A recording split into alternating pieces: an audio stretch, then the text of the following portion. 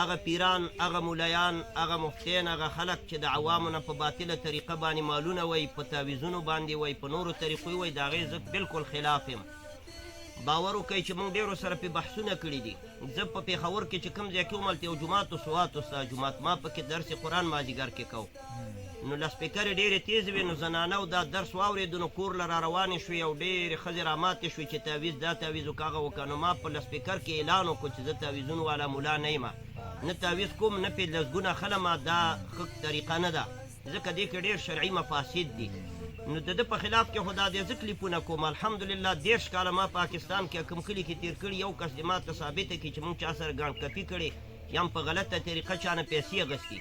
بس د الله دین هم بیانوو چې هغې ځای نه را انتقال کېدو، دې وطن له راتلو د لارې کرام را سره نه وه. او دا کوم کسان چې د ده په خلاف کلیپونه کوي، زما غوندې نور علما، هغه ټول الحمدلله پاک صفا علما دي. دا څوک چې د دوکاندارۍ خبره کوي، دا اکثره دې دپاره کوي چې د دې خلکو توجه د اصلي مسلې نه وګرځي او دې طرف ته یې راواړي. مولیان چې دوکاندارۍ نه او ګاڼ کپۍ نه کوي، اکثر یې د تعویزونو د لارې نه کوي. دا تعویزونه چې څوک کوي، کوم پیران یا کوم عام خلک یې کوي، نو موږ الحمدلله دا شی نه کوو، هغې والا نه یو.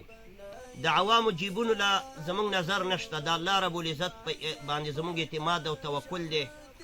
باور وکړئ ما خپله دلته په بیسودو کې یو کونړ نه یو ملګری راغلی و، عبدالجبار توحیدي په نوم باندې و، نو نوم یې د توحید استعمال او نور تعویزګرو په رادوګانو باندې پیرین بندوله او کلیپ به زنګ به ورته راوړ شو چې غزني کې یو ښځه ده او پیرین دي ورسره ویل خورې ګوره چې دې ځنې بندوم. نو خدای کول چې یو ځای کې زه ورسره کینه مخامخ شوم، یو وجره کې چې اهل حدیث ملګري مو، هغوی هم زما طرفي وکړه، که تاسو نه خفه کېږئ زه دې مولوي صاحب نه یو څو پوښتنې کومه. هغه حیران شو چې دا په کوم ځای نه راغې؟ مال زه تا نه 3 پوښتنې کوم.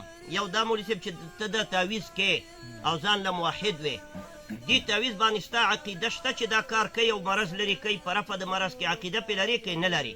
غلی شو. وی ولې؟ مال ولې دا که عقیده پې لري چې دا رافع د مرض دی، نو بیا خو دا شرک شو، او ستا په عقیده خو بیخي شرک شو، ځکه الله وایي وان یمسسک الله بضر فلا کاشف له الا هو.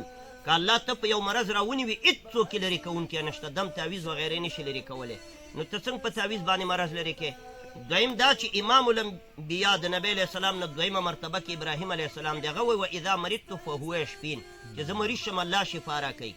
نو ته چې دا تعویزونه کې، مال ته د شیخ عبدالسلام صاحب شاګرد یې که نه ویلې؟ مال ما احسن الکلام که على الاستيعاب منی مطالعه کړی، خو اکثره مې مطالعه کړی د شیخ عبدالسلام صاحب رحمه الله تفسیر دی، هغه سکوت د دې شي خلاف دی، تعویز سره بلکل منکر دی د تعویز نه او د دې شي نه.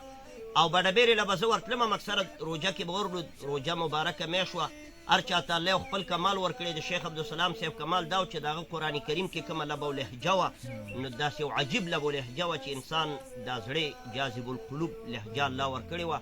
نو موږ به هم کېناستو، نو هغه به په دې شی نو ډېر کلک رد کو، دې ته شرکیات ویلو. نو ما عبدالجبار مولوي صاحب ته وویل چې شیخ عبدالسلام صاحب خو دې ته شرک وایي، ته ولې تېشه وې؟ شرک وله وې که توحید ورته وې؟ ویل نه دا خو داسې دی او دا خو هسې دی، ملته به خالي نه، یا به عقیده د ښه کېدو لري چې په دې مریض ښه کېږي، یا به یې نه لري. که یې لري مشرک شوې، بیا موحد ځان له مه وایه. که یې نه لري بیا ګڼ کپ شوې، دوکې کې مسلمانانو سره روپۍ اخلي، په یو تعویز 1000 روپۍ اخلي، 2000 اخلي، 3000 اخلي، نو څوک پې ښه کېږي 9 روپۍ اخلي. مال تا به څومره تعویزونه کړي؟ او 10000 به دې کړي وای تقریبا، مال 10000 ګڼ کپۍ نه دي کړي، 10000 مسلمانان دي تېرېستي، او تجار به 100 یا 200 تېرېستي، دا 10000 مسلمانان تېرېستي، لوی خاین در نه بل نشته.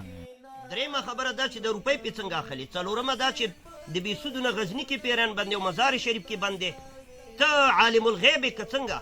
که ستا تصرف غیبانه او تسلط غیبي په خلکو باندې دی، تسلط غیبي عقیده لرل په غیر الله خو شرک دی که نه؟ حافظ ابن قیم صاحب رحمه الله لیکلي العبادة عبارة عن الاعتقاد والشعور بأن للمعبود سلطة غیبیة. دا مقوله مدارج السالکین کې راغلي، څو کلیپونو کې ما ویلي. مطلب یې دا دی که یو څوک یو بل چاته د غیبي تسلط قایل شي چې دا فلانې صاحب د مزار شریف نه یا د لاهور یا د اسلام آباد نه ما دې ځای کې ګوري او ما له فایده را رسولی شي، دا شرک دی. دی د ده عبادت وکړو. دا ابن قیم صاحب لیکلي، ده ته مې دا وویله مل که بریلیان دا کار وکړي مشرکېږي، او تا چې وکړو ته پې موحد شوې، دا څنګه چل دی؟ عجیبه عقیده ده، عجیبه نظریه ده.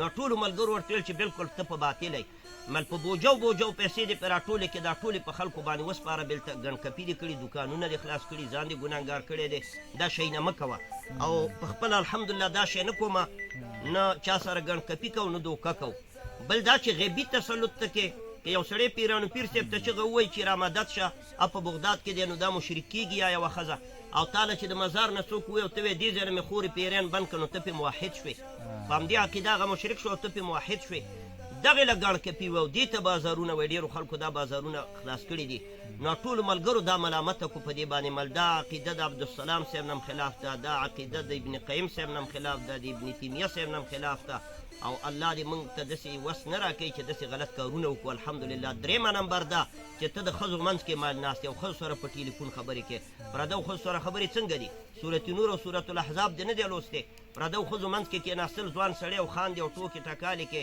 او تعویذونه کې دا ټول هغه شرکیات دي